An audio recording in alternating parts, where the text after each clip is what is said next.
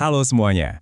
Kali ini saya mau ajak kalian buat ngebahas satu cerita yang luar biasa, yang benar-benar menyentuh tentang perjuangan, keluarga, dan pengorbanan yang seringkali nggak kita lihat. Judulnya kedengeran simpel, tapi maknanya dalam banget. Dompet ayah, sepatu ibu. Tapi sebelum kita masuk lebih jauh, coba deh renungin sebentar pertanyaan ini. Di balik dompet ayah kita, atau di balik sepasang sepatu ibu kita, itu pasti ada ceritanya. Cerita tentang kerja keras, harapan, dan cinta yang nggak ada batasnya. Oke, kita mulai ya. Hari ini kita bakal bedah pelajaran-pelajaran hidup yang berharga banget dari novel karya J.S. Kyren. Dan yang bikin buku ini jadi begitu istimewa, yang benar-benar bikin saya terharu, ini tuh bukan sekedar cerita fiksi. Ini adalah kisah nyata yang diangkat dari kehidupan orang tua penulisnya sendiri. Perjalanan kita ini dimulai dari dua tempat yang berbeda. Dari dua gunung yang jadi saksi perjuangan dua orang anak manusia yang punya satu mimpi yang sama, yaitu mengubah nasib mereka. Nah, disinilah kita kenalan sama dua tokoh utama kita. Di satu sisi ada Zena. Dia tumbuh besar di punggung Gunung Singgalang dengan mimpi yang sangat sederhana, punya sepasang sepatu baru. Di sisi lain ada Asrul dari punggung Gunung Marapi. Hidupnya begitu sulit sampai-sampai dia nggak pernah punya dompet. Ya karena emang nggak ada uang yang bisa disimpan di dalamnya. Coba kita lihat lebih dalam perjuangan Zena ya. Dia ini anak ke-6 dari 11 bersaudara, jadi bisa kebayangkan hidupnya serba terbatas. Ayahnya, seorang pandai mas, pernah janji mau beliin dia sepatu baru. Tapi janji itu nggak pernah terwujud karena ayahnya keburu meninggal. Akhirnya Zena harus terus sekolah pakai sepatu yang udah butut sambil bantu keluarga. Sampai di satu titik dia rela mengorbankan uang daftar kuliahnya sendiri buat adik-adiknya.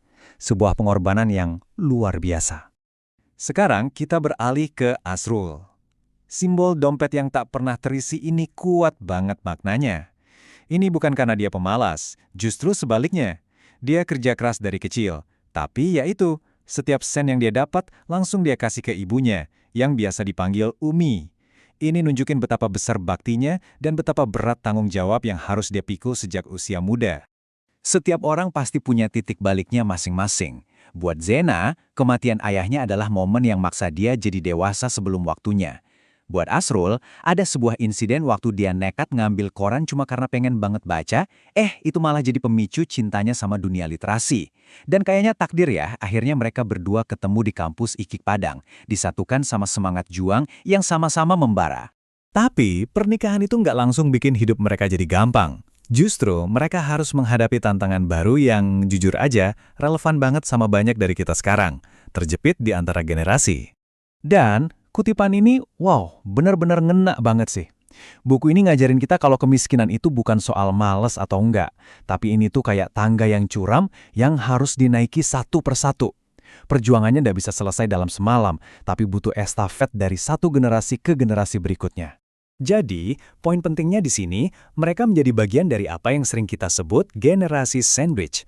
Gampangnya gini, mereka harus biayain keluarga kecil mereka sendiri, tapi di saat yang sama, mereka juga masih punya tanggung jawab finansial buat orang tua dan adik-adiknya di kampung.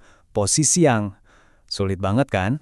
Puncak krisis mereka tuh tergambar dalam satu malam yang benar-benar bikin sesak. Bayangin deh, nasi di rumah habis. Di saat yang bersamaan, Zena terpaksa jual simpanan emas terakhirnya. Sementara Asrul baru aja ngirim sisa gajinya buat ibunya. Ini realita pahit dari dilema generasi sandwich yang nyata banget. Tapi di tengah semua cerita yang getir itu, kekuatan terbesar novel ini tuh ada di pilihan kata-katanya.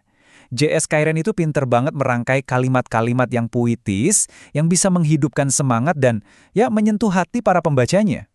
Dan ternyata bukan cuma saya aja yang ngerasa gitu.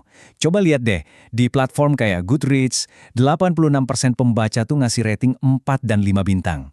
Ini nunjukin kalau kisah Zena dan Asrul ini benar-benar nyambung dan dirasain sama banyak orang. Coba deh, dengerin kutipan ini baik-baik. Ini salah satu kalimat paling kuat di buku ini, menurut saya. Sebuah pengingat, kalau setiap kesuksesan yang kita punya, setiap langkah yang kita ambil hari ini, itu sebetulnya ditopang oleh keringat dan air mata orang tua kita yang seringnya nggak kita lihat. Betul banget, keberhasilan kita itu nggak pernah berdiri sendiri. Selalu ada kerja keras mereka, doa mereka yang nggak pernah putus, yang jadi pondasi dari semua yang kita capai hari ini. Nah, buat kalian yang mungkin lagi merantau atau jauh dari keluarga, kutipan yang satu ini pasti ngena banget. Pesannya simpel tapi dalam. Kemewahan dunia luar, semewah apapun itu, nggak akan pernah bisa gantiin kehangatan yang cuma bisa kita temuin di rumah. Karena pada akhirnya rumah dan keluarga itu adalah tempat kita diterima apa adanya kan? Tempat di mana masakan ibu dan candaan ayah itu jadi kemewahan yang paling nyata.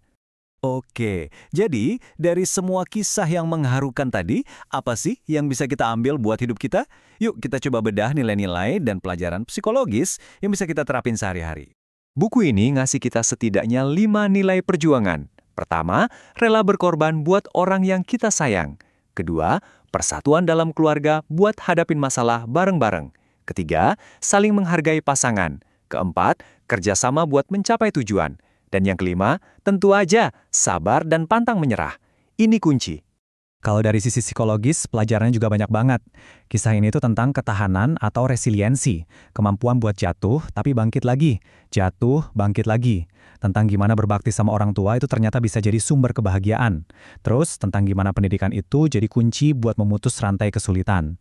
Dan yang paling penting, buku ini ngajak kita buat ngedefinisiin ulang apa itu sukses. Sukses tuh bukan soal harta, tapi soal menjaga martabat dan kehangatan keluarga. Jadi, sebagai penutup, saya mau ajak kalian balik lagi ke pertanyaan awal tadi. Setelah dengerin perjuangan Zena dan Asrul, coba deh nanti lihat lagi dompet ayahmu atau ingat-ingat lagi sepatu ibumu. Kira-kira makna baru apa yang kamu temukan di dalamnya? Mungkin di sanalah tersimpan kisah perjuangan terhebat yang jadi alasan kita bisa ada di sini hari ini.